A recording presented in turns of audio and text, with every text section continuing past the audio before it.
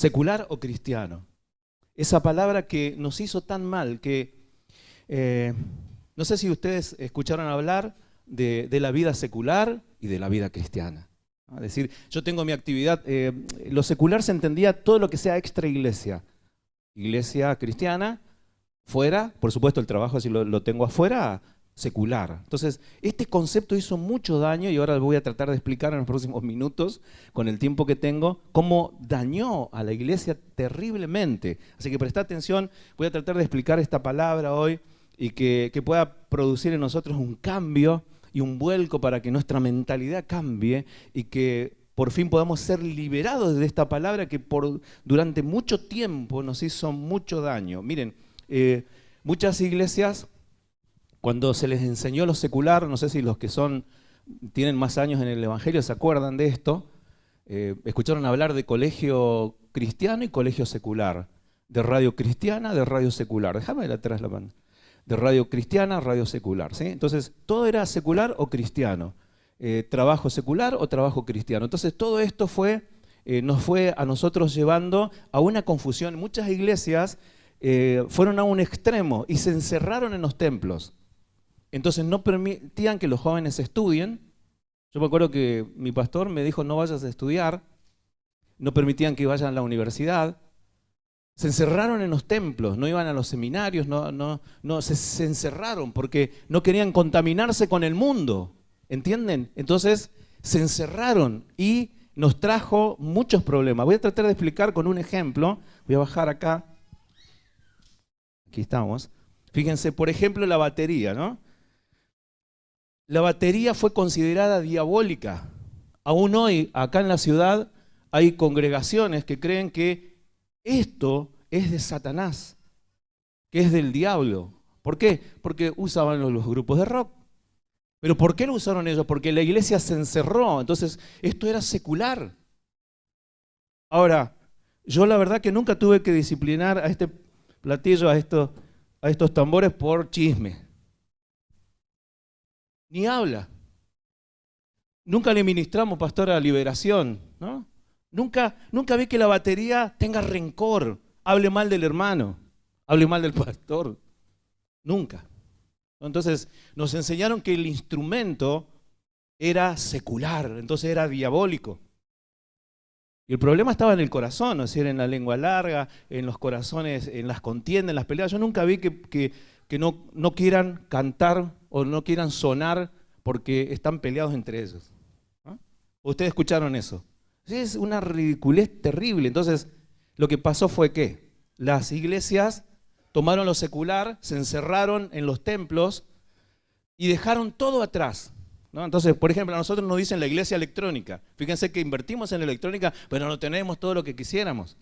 Nos dicen las iglesias las luces, porque tenemos luces. Empezamos con 5 tachitos y bueno, después el área de iluminación fue creciendo, ¿sí? Ahora hay más luces que jóvenes. Bueno, ahora nos dicen las iglesias las luces. Me acuerdo, fíjense, librería secular y librería cristiana. ¿Ah? Recuerdo que hubo un campamento y compramos unas películas para el campamento y como era cristiana no cumplieron. ¿Vieron? Porque como son cristianos no cumplen. Entonces, quizás la otra librería vamos y compramos y ya tenemos. No, acá le pagamos, tuvieron que encargar con mucho tiempo. Y ya llegó el campamento y no estaba la película. ¿Qué hizo? Bueno, por suerte eran cristianos, entonces nos llevaron al complejo donde estábamos y porque teníamos programado ese viernes pasar la película a la noche, en el trasnoche. Y cuando llegó con la película, el de la librería cristiana, no secular, cristiana, nos andaba buscando y estaba perdido en el complejo. Entonces llamó por teléfono y justo estábamos en la inauguración, ¿no? Que estamos en la apertura y todos gritando, saltando, estamos en el ala norte ahí en Villa Marista. Entonces atiendo el teléfono, por suerte pude verlo, y me llama, dice, hola pastor, estoy acá, dice, traje la película. Ah, bueno, por supuesto, era cristiana la película. También, no era secular, era cristiana la película. Entonces dice, traje la película, dice, ahora no los encuentro, dice, ¿cuál es el grupo? Dice, ¿el que están todos tranquilitos, quietitos, o el que parece un boliche? Dice. Le digo, el que parece un boliche, ¿no? Por las luces, todo gritando, colgado por las paredes, estaban todos. Se ve que le gustó el boliche porque después no quería irse, ¿no? Se quedó. Entonces, fíjense que lo secular, entonces ya la gente te identifica. Dice, porque el pastor tiene una tablet, ya es del mundo, porque es secular. O sea, hay una ignorancia. La Argentina está atrasada, pero años con respecto a esto. Y esta palabra, voy a tratar de destruirla esta noche, la palabra secular. Ahora, otros se fueron a otro extremo, es cierto. Aquel extremo del ejemplo que di de la batería, al otro extremo, ¿no? Que dijeron, bueno, vamos a innovar. Entonces fueron sacando la palabra de Dios. Entonces hoy hay pastores que dan poesías, ¿cierto? Esto es lo que estoy hablando, no me lo estoy inventando, ¿eh? Si quieren después les doy nombre y apellido. Leen poesías, citan a motivadores, a filósofos, a sociólogos, pero nada de la palabra de Dios. Entonces se fueron al otro extremo, porque dicen, no, tenemos que refinar la teología con sociología, con psicología, ¿no? Entonces, el tema de sanidad interior, ¿de dónde nace? De la psicología, no sale de la palabra de Dios. Al interior no hay que sanarlo, hay que matarlo. Pablo no habla de la sanidad del yo, es de la muerte del yo. Entonces, entonces muchas teologías que salen de la psicología. Y vamos y pasamos y es lo mismo que un psicólogo, igualito, solo que en la iglesia, ¿entienden? Entonces trajimos lo secular a la iglesia. Entonces nos hizo mucho daño, mucho daño. ¿De dónde viene la palabra secular? Viene de siglo, de mundo. Entonces cuando leemos en la Biblia mundo, en el griego es cosmos, cosmos, cosmos. Cosmos es mundo, siglo, sistema. Es un sistema. Es un siglo y es opuesto a lo espiritual. Ahora, nosotros tenemos que diferenciar bien esto y seguirme en esto. Fíjense, yo voy a plantear hoy que el concepto de secular es un impedimento para seguir a Jesús. Es un impedimento para ser un verdadero cristiano, porque se nos mezcla y no entendemos. Ahora, vamos a analizar a la luz de la Biblia, seguidme rapidito, voy a citar algunos versículos. Digo como premisa que no debería haber en nosotros lo secular. Y voy a tratar de explicar y no juzguen ni digan nada hasta que termine. Deberíamos arrancar lo secular de nosotros. Esa palabra nos hizo daño. Dañó la teología, dañó la enseñanza cristiana, dañó las iglesias, dañó el evangelismo, dañó todo. Todo dañó. Dañó la santidad. Ahora, en 1 de Juan capítulo 5, 19, la Biblia dice que el mundo cosmos secular, el mundo entero está a los pies del maligno, que es Satanás. El mundo entero, 1 de Juan capítulo 5, versículo 19. El mundo entero está bajo los pies de Satanás. 2 de Corintios 6, 15 dice, ¿qué comunión va a tener la luz con las tinieblas? ¿Qué comunión va a tener el mundo con la Biblia? ¿Qué comunión va a tener Cristo con Belial? 2 de Corintios capítulo 6, 15. Romanos capítulo 12, versículo 2. El apóstol Pablo dice, escucha, no se conformen a lo secular, no se conformen a este sistema, no se adapten a este sistema, a este siglo. Romanos 12, 2, para los teólogos vayan a estudiar las palabras del griego. Dice, no se ajusten exteriormente a la traducción de las palabras del griego, no se ajusten exteriormente a lo que plantea este siglo, a lo que plantea este mundo. Santiago 4:4, solo algunos versículos para citar, para ver qué es lo secular. Dice, la amistad con el mundo, la amistad con lo secular es enemistad con Dios. Es enemistad con Dios, o sea, a ver, si yo voy a ser cristiano y voy a tener una vida cristiana y una vida secular en el concepto de la palabra teológica, formal, metafórica, figurada, como vos quieras, está mal, porque la amistad con ese sistema, con eso secular, es enemistad con Dios. O sea, ¿cómo yo puedo estar en la iglesia con Dios, en la amistad con Dios, y después estar 6 días afuera o 5 días o lo que esté en lo secular? Entonces dice, ¿cómo dice Santiago que la amistad con el mundo es enemistad con Dios? Ahora la pregunta es, ¿tengo que salir de este mundo? ¿Qué hacemos, pastor? Hacemos ahí en Manzoni un monasterio y nos encerramos todos. Lo que hizo mucha teología. Se encerraron en los templos, no salieron, no se capacitaron, no estudiaron profesiones, no entramos en política, así no fue. No tenemos senadores, no tenemos diputados. ¿Por qué? Porque no era secular. Entonces abdicamos y muchos tenían llamados, no al ministerio, sino a ser un líder social, a ser un gobernador, un intendente, un concejal, pero no se preparó, no le dejaron estudiar, los pastores no aprobaron que estudien ciencias políticas y los padres menos. Ahora la pregunta es, ¿tengo que salir de este mundo? Fíjense Juan 17:15. Necesito citar estos versículos. Dice, Jesús ora por la iglesia y dice, no ruego que los quites de este mundo como sistema secular. No te ruego que los quites de este mundo, sino que los guardes del mal. Ahora vuelvo a la pregunta, ¿tengo que salir de este mundo? Y la respuesta es no, no. Entonces tengo que encontrar el equilibrio entre la batería y la Biblia. Es decir, entre los que fueron al extremo, solo es un ejemplo, la batería hay miles de ejemplos que sabrán ustedes, y que dejaron la centralidad de la palabra de Dios. Entonces, ¿tengo que salir de este mundo? No. Sin embargo, ¿qué nos dice Jesús que somos nosotros? Miren, Mateo 5:13 dice que somos la sal de este mundo. Decí conmigo, la sal de este sistema. Mateo 5:13 dice que somos la sal de lo secular. Y acá el término sal no es solamente para darle sabor, sino es para que no se funda. La sal era como la heladera, la refrigeración, que conservaba los alimentos para que los alimentos no se echen a perder, para que no se corrompan, evitaba la corrupción. Es decir, que la sal evitaba la corrupción. Entonces nosotros somos la sal en este mundo. Estamos en el salero, podríamos decir, pero hay que salir del salero para que no se corrompa. Entonces, si la iglesia no sale, si la iglesia se encierra, porque decimos, miren, muchos de ustedes pueden decir, yo estoy en una universidad. Ay, pastor, no quiero ir más. Son 150, son 149 ateos. ¿Y qué esperabas? Estamos en el mundo. Y ahí vos sos sal. Otros dicen, miren, yo estoy en el trabajo. Miren, mi trabajo, mi jefe es un endemoniado, tengo, no sé, un hechicero, tengo un etcétera, etcétera. Y Jesús dice, Mateo 5:14, ustedes son la luz de esto secular, de este mundo, de este cosmos, de este sistema. Mateo 5:14, somos la luz. Ahora quiero que abras la Biblia en Filipenses capítulo 2, versículo 15, y esto es el centro del mensaje. Mira la palabra que hoy quiero darte para que empieces febrero y para que te redirecciones en este 2020. Y vamos a tratar de desterrar de nuestra mente la palabra secular y vamos a entender qué dice la Biblia con respecto a este tema. Dice Filipenses 2:15. Para que sean irreprensibles, o sea, sin mancha, que no demos lugar a nada, y sencillos, hijos de Dios, sin mancha, en medio de una generación maligna y perversa. Ahora, ¿ustedes pueden entender este versículo? Ayúdenme. Yo estuve todos estos días tratando de entender esto, es decir, que nosotros somos hijos de Dios, dice, sin mancha, en medio de una generación maligna y perversa.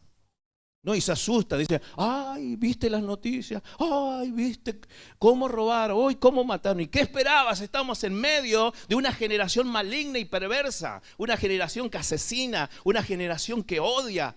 La Biblia nos enseña que nosotros vivimos en medio de esa generación. La iglesia acá está centrada en un lugar de generación maligna y perversa.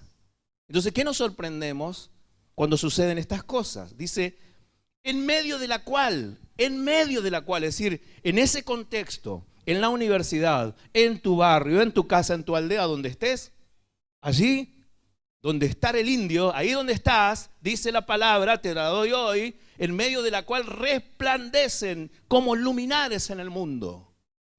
Es decir, que Dios nos ve a nosotros como una luz. La Nueva Traducción Viviente dice, para que brillen como luces radiantes.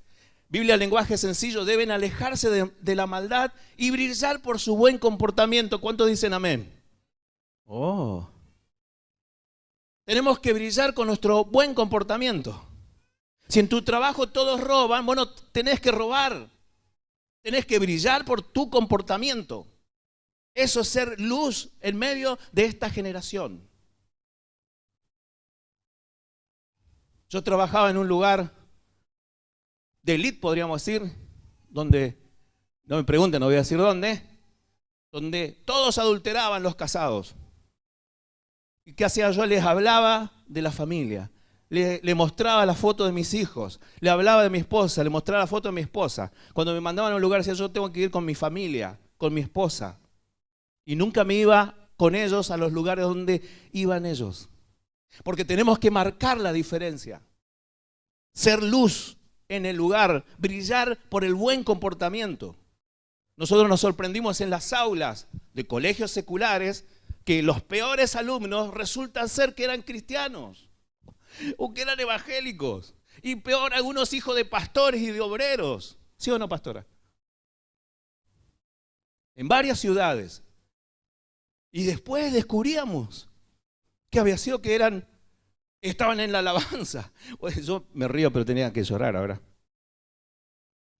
Terrible. Pero estaban camuflados en un colegio secular. Pero deberíamos brillar por el buen comportamiento. Voy a leer la Biblia latinoamericana, estoy en Filipenses 2:15, dice: así no tendrán falla ni defecto y serán hijos de Dios sin reproche en medio de una raza descarriada y pervertida. O sea que estamos acá y lo vemos, ¿no? Vemos los Twitter, la televisión, Netflix, lo que vea, estamos en medio de una raza descarriada y pervertida. Las radios, la frecuencia modulada, a cualquier hora. ¿Y qué te sorprende? Si estamos en medio de una raza descarriada y pervertida. Dice, ustedes son luz en medio de ellos como las estrellas en el universo.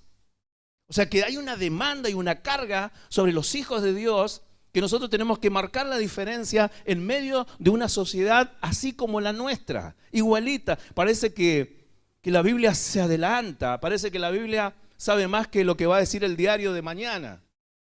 Nos está describiendo una sociedad hoy perversa, una sociedad que habla del poliamor, que habla de... Y ustedes saben. Y nosotros estamos en medio de ellos. Ahora, ¿por qué soy distinto? Número uno, porque tengo a Jesús. Eso es lo que me diferencia de todos. Tengo a Jesús. Recibí a Jesús. Amo a Jesús. Creo que Jesús existe. No vivo en las cavernas. Tengo fe en Jesús. Primera de Juan 5:12 dice, el que tiene al Hijo tiene la vida. Y está hablando no de la vida de esta vida, todos tenemos la vida. Está hablando de la vida eterna. Si tenés a Jesús, tenés la vida. Si no tenés a Jesús, por más que sea buena persona, no funciona. Juan 1:12 dice que a los que creyeron, a los que le recibieron a Jesús, les dio la potestad, les dio el poder de ser llamados hijos de Dios. Tenemos a Jesús. Esa es la primera diferencia. Juan 3:36 dice, el que cree en Cristo, el que cree en el Hijo tiene la vida, mas el que rehúsa creer en el Hijo, la ira de Dios ya está sobre él.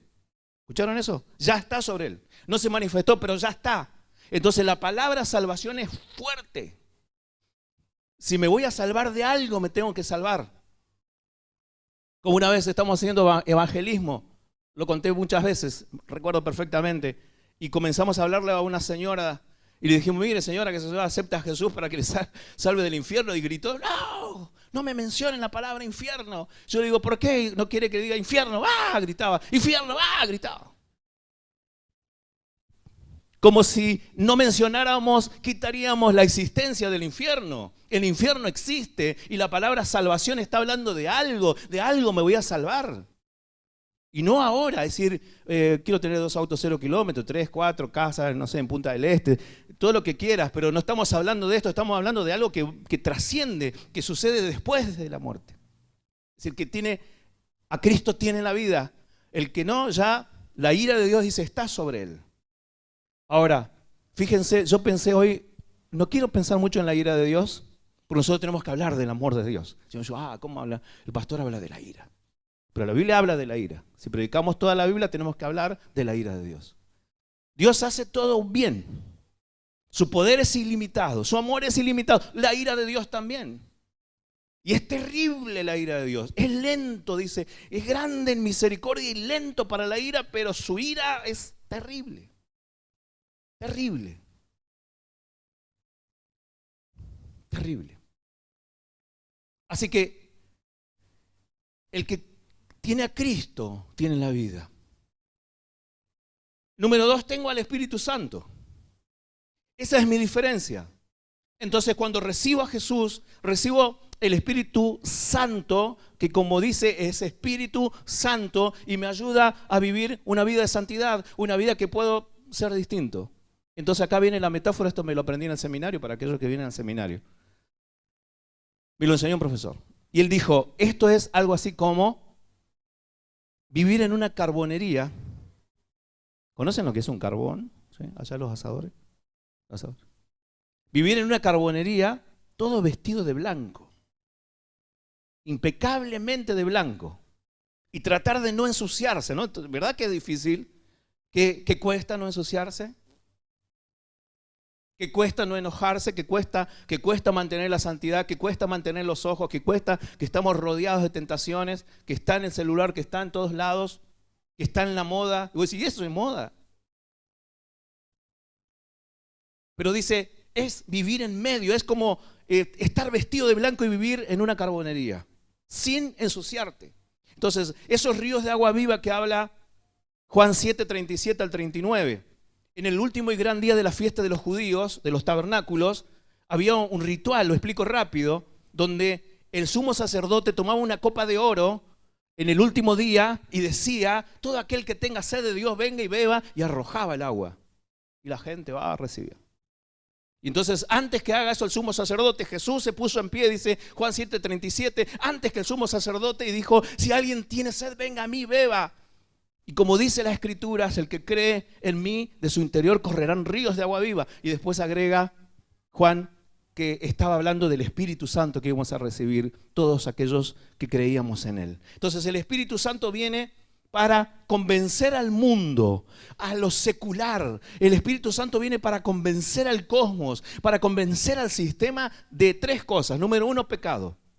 Que estamos en pecado, es decir, ¿cómo nosotros nos damos cuenta que estamos en pecado? Porque alguien nos dice, no simplemente, porque alguien nos convence que se llama Espíritu Santo. Entonces el Espíritu Santo entra a las tinieblas, entra a la maldad, entra a la perversión, ahí donde está el pecador, y llega al corazón y habla con él y lo convence de pecado, así como hizo con cada uno de nosotros, y nos saca de la idolatría, y nos saca de la hechicería, de los vicios, de donde sea. Eso hace el Espíritu Santo, nos convence que eso es pecado y que tenemos que dejarlo. Por eso se llama Espíritu Santo. Y ahí viene la consagración y ahí viene la santidad. La santidad tiene dos términos, separado para y apartado para. Yo me separo del cosmos y me aparto para Dios. De justicia. Entonces dice, vos no vas a entrar porque sos pecador. No entrás, pero hay alguien que entró a la cruz, que subió a la cruz, que murió y es justo. Y Él pagó el precio. Él justo pagó el precio por vos. Así que si vos lo aceptás, sos salvo. Entonces me convence el Espíritu Santo de esa salvación. Y número 3, de juicio. Me dice, si no aceptas a Jesús, te espera el infierno por los siglos de los siglos, apartado de Dios en un tormento eterno. Entonces el Espíritu Santo viene a hacer esa obra en lo secular, en el mundo. Convence de pecado, de justicia y de juicio. Juan 16, 8 al 11. Y hay más. El Espíritu Santo me da poder. Hechos capítulo 1, versículo 8 dice, me da poder para ser testigo de Jesús y puede hacer luz y sal. Entonces vos lo que primero tenés que hacer es tener a Jesús. Segundo, buscar el Espíritu Santo para que el Espíritu Santo te dé el poder de vencer y de ser un testigo y de poder andar como un cordero en medio de los lobos, para andar como luz en medio de las tinieblas. Entonces, ¿qué debo hacer? Armonizar en cuanto sea posible. Estar en paz si depende de mí. Vivir mi camino, mi fe. Que me dejen vivir mi fe. Que el ateo no se meta conmigo. Si él quiere adorar a Mahoma, al Buda, si quiere ser fastidio de Jehová, que sea lo que quiera. Si quiere seguir una estatua, pero que a mí me deje adorar a Cristo, que a mí me deje creer en Dios, que a mí me deje creer en la Biblia, que no se meta con mi fe, porque yo creo en el Hijo, creo en la vida eterna y creo que Jesús viene pronto a la tierra para establecer su reino para siempre. El Espíritu Santo me ha convencido de pecado, de justicia y de juicio. Si lo querés, dáselo fuerte al Espíritu Santo y a Jesús hoy para que muchas personas sean rescatadas de las tinieblas, que me dejen creer en lo que yo quiero creer. Y es la obra del Espíritu Santo. Es la obra del Espíritu Santo. Es la obra de Dios. Y que no vengan que me lavaron el cerebro. Nadie me lavó el cerebro. El Espíritu Santo me convenció. Y por decisión propia, nadie me obligó. Miren, la gente, iba a decir un término peyorativo, la gente anda en tanta tontería que cree que subestima a los cristianos. Creen que todos venimos así, hay una varita y pasamos ahí y los porteros nos tocan y ¡tum!, entramos acá. Nos subestiman. Dicen, ahí le roban, como si a usted le pudiéramos robar algo. Andá a meter la mano en el cocodrilo ese. Más fácil sacarle sangre. Subestiman. Creen que somos todos tontos o marionetas que venimos y nos dicen, sí, tirate y nos tiramos. Que me dejen creer en lo que yo quiero creer. Practicar lo que yo quiero creer. Así que decirle al tío ese, a la tía, al abuelo, no sé quién, a alguien que te deje vivir en paz. ¿Y por qué un domingo? Y porque creo que es un domingo. Y déjame en paz. Hay que tener carácter, temperamento. Decía que está al lado, Dios te está hablando. Termino con algunas características que definen, que te tienen que definir en este febrero, que te van a hacer luz y sal.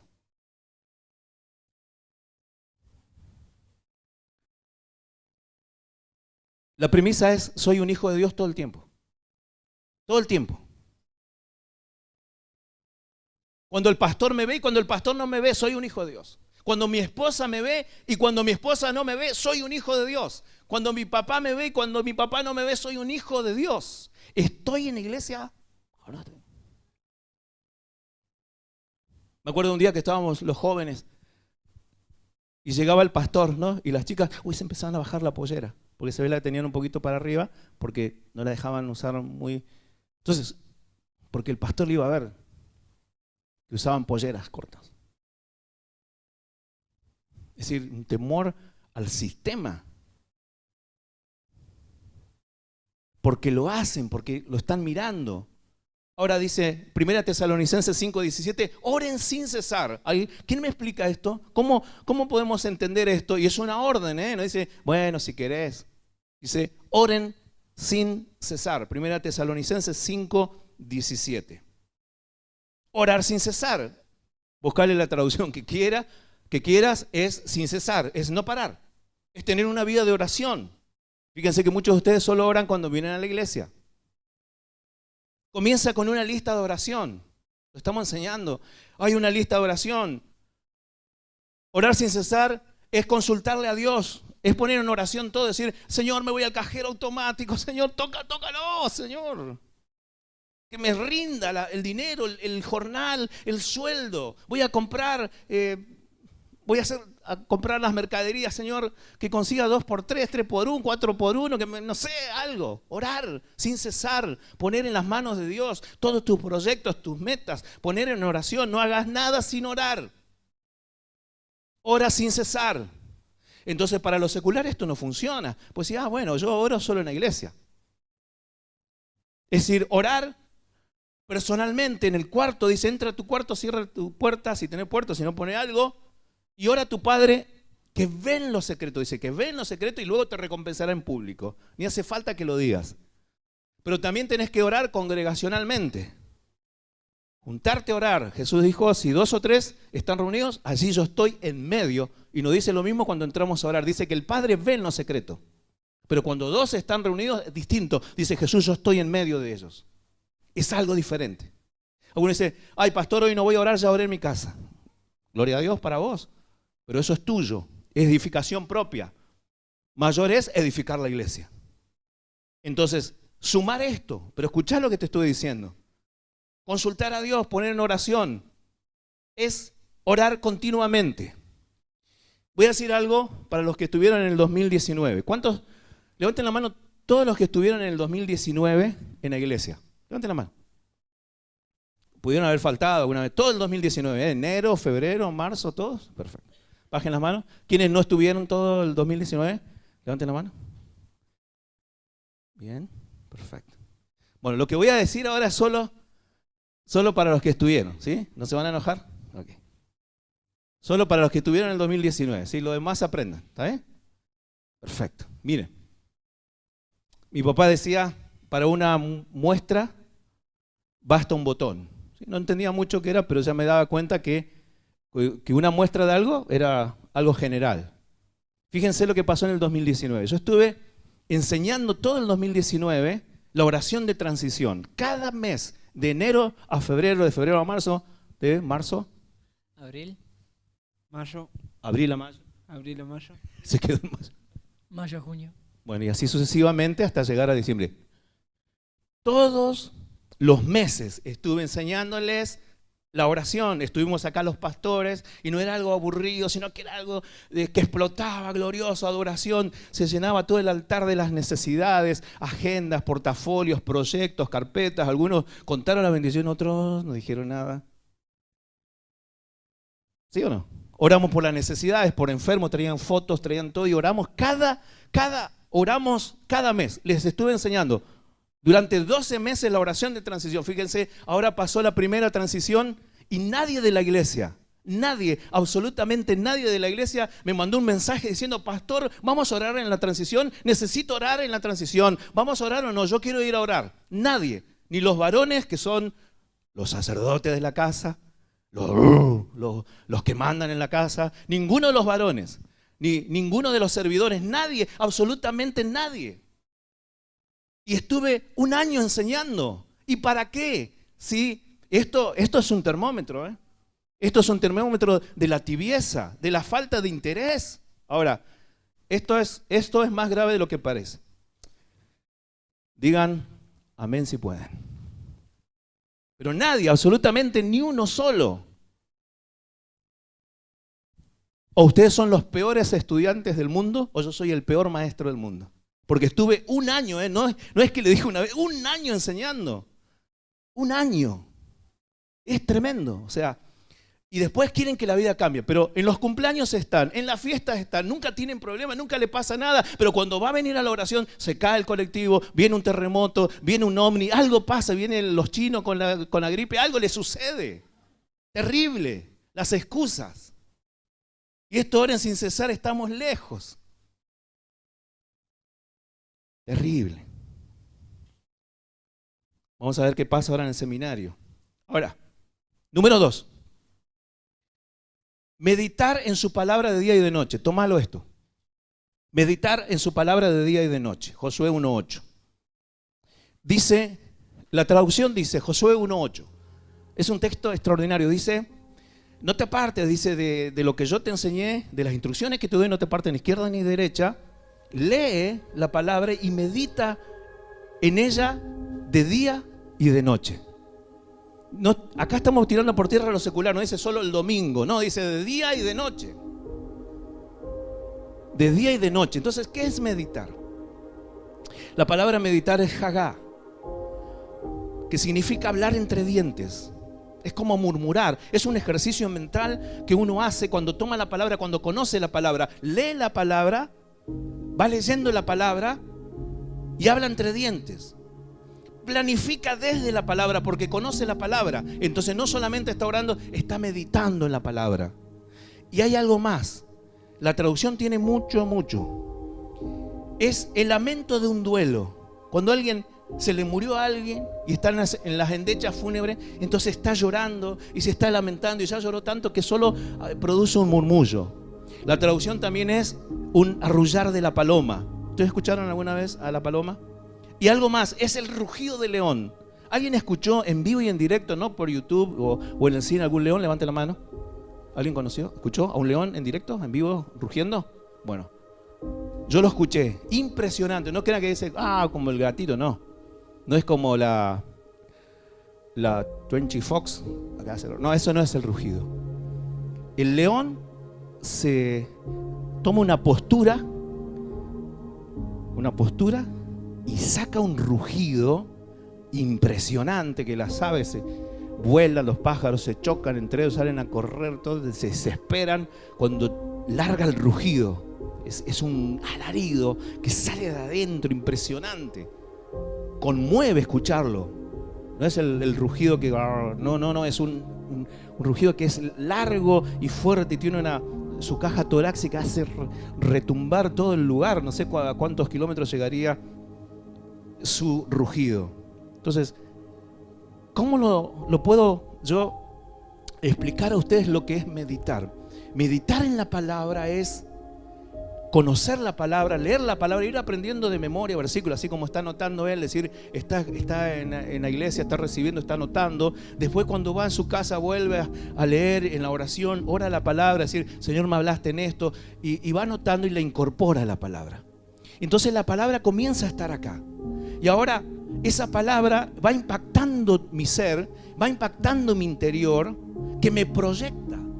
Es decir, no solamente es una oración, sino que es una combinación. Yo no sé si alguno de ustedes logró meditar en la palabra, pero uno comienza a meditar en la palabra. Y por ejemplo, tengo una crisis, tengo un problema, tengo una enfermedad, y uno comienza a decir, como cuando me dieron la noticia que a mi esposa se le había desatado un cáncer, un tumor.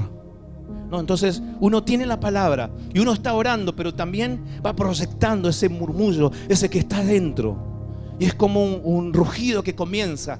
Y uno dice, Señor, sé que no me abandonaste, sé que es un momento difícil, sé que es oscuridad, pero aunque ande en el valle de sombra y de muerte, tú estarás conmigo, tu vara y tu callado. Y comienzo a decirlo para mí, adentro. Y voy caminando y voy en el lugar donde esté y comienzo a decir la palabra y comienzo a meditar. Y digo, Juan escribió que mayor es el que está en mí que el que está en el mundo. Voy a bajar a ese valle en el nombre de Jesús, así como hizo David, sin recursos, sin piedras, y voy a arrancarle la cabeza a ese Goliat, a ese enemigo que se me levanta. Vos estás conmigo como un poderoso gigante, y aunque contra mí se levanta en guerra, no temeré. Mi corazón está confiado, tú eres mi refugio. Y comienzo a meditar y esa palabra está dentro de mí. Tú eres mi escudo, nadie podrá tocarme. Cualquier arma forjada que se levante contra mí no prosperará. Por un camino vendrá el enemigo, pero por 7 huirán, porque tú estás conmigo. Y cuando comenzás a decir, algo sucede. Comenzás a meditar y algo sucede en tu vida, y entras en una fe y comienza a suceder algo en el mundo espiritual. Y luego ese cáncer sale, esa maldición sale, esas tinieblas sale por el poder de Dios, porque hay en tu vida proyectado un rugido. Ay, comienza a rugir hoy, comienza a meditar la palabra. Para eso es la palabra, aplicarlo, decir, mi matrimonio va a vivir, mis hijos van a vivir, mis padres van a vivir, va a haber vida, va a haber salvación. Declaralo, comenzá a meditar la palabra. Y hoy la palabra de Dios te dice, medita de día y de noche, porque Dios estará contigo. Y le dijo a Josué, todo lo que hagas prosperará, dáselo fuerte, porque hay palabra de Cristo hoy. Palabra de Cristo para tu vida. En Colosenses 3:16 dice, la palabra de Cristo mora en abundancia. Abundancia. Y termino con el último punto. Que mora en abundancia. Orar sin cesar, meditar de día y de noche. Que la palabra comience. Agarra un versículo, agarra un texto, lee Proverbios, lee Salmos, lee los Evangelios. Comenzá a la palabra de Dios, no la psicología. Eso estudiar para rendir en lo secular, pero en tu vida tiene que estar la palabra viva. Meditar. Los que tienen victoria son los que meditan la palabra. Yo siempre en la oración me quejo al Señor. Le digo, Señor, yo me bajé del altar y nadie me vino a preguntar nada bíblico, porque yo, cuando los predicadores bajaban, era el primero que estaba para preguntarle, porque tenía hambre de la palabra. Digo, Señor, dame gente que tenga hambre de la palabra, que quiera conocer la palabra, que quiera vivir la palabra. Número 3, no dejes de congregarte. Hebreos 10:25. Te voy a dar acá una explicación que a lo mejor nunca la escuchaste. Mucho hemos hablado. Hebreos 10:25 dice, no dejen de congregarse como algunos tienen por costumbre. En el versículo anterior, la Reina Valera inclusive dice, para estimularnos al amor y a las buenas obras. Es decir, tenemos que nosotros congregarnos para estimularnos, para estimular al que está al lado. Seguir el amor, seguir las buenas obras, seguir el buen camino. Para eso nos congregamos. Ahora voy a leer el versículo 25. Dice, nueva traducción viviente, y no dejemos de congregarnos como lo hacen algunos, sino animémonos. Y quiero hablar de esa palabra, de animar. La Reina Valera dice exhortar, y vieron que exhortar también tiene mala prensa. Como decir, el pastor me exhortó, me dio con un caño, me exhortaron. No, la palabra exhortar quiere decir uno que viene a mi lado para darme ánimo. El Espíritu Santo exhorta, el Espíritu Santo viene a mi lado para ayudarme. Es mi consolador, es mi ayudador. Es decir, que Él viene a animarme. Entonces, ¿qué estás haciendo cuando te congregas? Dice, animémonos unos a otros, sobre todo ahora que el día de su regreso se acerca. Entonces, cada vez que vos pasás esa puerta, entrás a la iglesia, estás animando a otros. Cuando empezás a orar, cuando cantás, cuando das tu diezmo, tu ofrenda, cuando estás animando a otros, estás proyectando ánimo. Y a su vez, cuando no nos congregamos, causamos el efecto contrario. Entonces, el cuerpo de Cristo necesita ánimo. Entonces, tu presencia infunde ánimo. Decirle al que está al lado, gracias por darme ánimo hoy, porque viniste. Y aquellos que no vinieron, no traen ánimo. Pero cuando venimos, nos da ánimo. ¿Vieron? A veces sucede en consejería que uno se da cuenta que muchas personas no le cae bien a alguien. Entonces dice, mirá, fulano se congregó hoy y vino este hipócrita. ¿Escucharon eso? Y vino a la iglesia. ¿Cómo no se le cayó el parlante? ¿No? En lugar de decir, qué bueno que vino a la iglesia. Porque si está en la iglesia, el río de agua viva vendrá sobre él. Qué bueno que está en la iglesia, porque aquí puede ser transformado, puede ser cambiado. Y en lugar de enojarse, alegrarse y orar. Porque los desanimados, y esta es una frase mía, me hago cargo, son los mal congregados. ¿Y qué son los mal congregados? Los que no entienden el concepto, que creen que es solamente asistir a un club y no se dan cuenta que están edificando la iglesia. Y se congregan por distintos motivos y no entienden el concepto. Entonces, levanta tus manos, cerrá tus ojos, recibe esta palabra. No se trata de dejar tu trabajo, no dejes tu trabajo. No importa cómo te están tratando, con quién te estás peleando, esta es palabra de Dios para tu vida. No dejes tu estudio, no dejes tu profesión, tu ocupación, sino preocupate en brillar donde estás. Haz el esfuerzo para brillar. No dejes tu barrio. Decir, pastor, usted no conoce el barrio donde yo estoy, no conoce mi familia donde yo estoy. No dejes tu familia, no dejes tu entorno allí. En el lugar donde estás tenés que brillar. Dice la palabra que tienes que brillar, que eres luz, que eres sal de la tierra en ese lugar donde estás. Y si Dios te dio un lugar de autoridad, mejor todavía. Gloria a Dios, que Dios ponga a sus hijos en lugar de autoridad, en lugares de gobierno, que vos puedas brillar en ese lugar, que vos puedas mostrar integridad. Hoy el Señor te trajo para que levantes un altar de oración en tu vida. Cuando escuchaste esta palabra, oración sin cesar, hoy hace un pacto delante de Dios. Señor, voy a orar, voy a comenzar a levantar en mi casa un altar de oración. ¿Saben por qué yo estoy predicando esto? Porque yo todo enero levanté un altar de oración en mi casa. Comencé a levantar un altar de oración. Y ahora estoy orando para levantar un ministerio de oración, donde haya ministros intercesores que clamen y que oren y que me sigan en la oración. Levanta un altar de oración en tu vida en este febrero. Comenzá a conocer un tema musical. Pastor, un CD, pongo 4 minutos, voy a orar 4 minutos. Comenzá con algo. Después va a decir, pastor, me da más música, porque la verdad que ya estoy cansado de que se repita la misma música. Busca la manera, busca el tiempo para buscarle a Dios. Levantá un altar de oración en tu vida. Dios te está hablando. Comenzá a orar sin cesar. No bajes los brazos.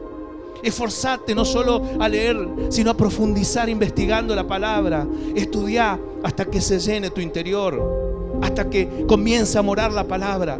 Comenzá a practicar en la oración, en cada lucha, en cada problema, en cada situación. Aplicarlo ahora cuando volvés a tu casa. Cuando las cosas no están bien, cuando hay una mala noticia, comenzá a aplicar la palabra de Dios. La palabra de Dios es para todos. Y por último, sé parte de la iglesia. Anima, congregate, es un diseño de Dios. Sirve a Dios, busca a Dios. En definitiva, no a lo secular, sino ser un cristiano 24/7. 24/7.